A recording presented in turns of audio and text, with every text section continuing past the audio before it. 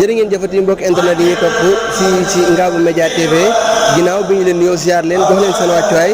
mu mel ne ñi ngi fii ci bis bi nga xam ne ndaw yi Serigne Saliou Mbacké yi ñi ñuy wax ndaw yi As-Salihah jantub jamono doon ñoo xam ne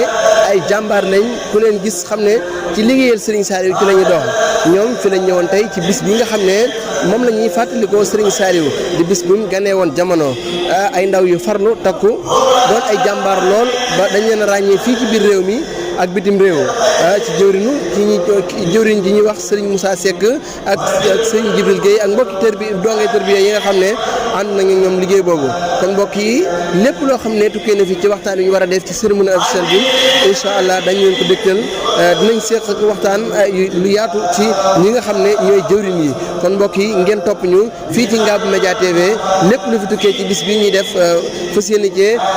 fàttaliku sunu sang bu tedd ba Serigne Touba Cheikh Saliou Mbacké danañ leen won lépp incha allah kon mbokk yi ngeen topp ñu rek ñu def ak waxtaan mbokki dongay tërbiya yi nga xam ne ñi ngi ci biir liggéey bi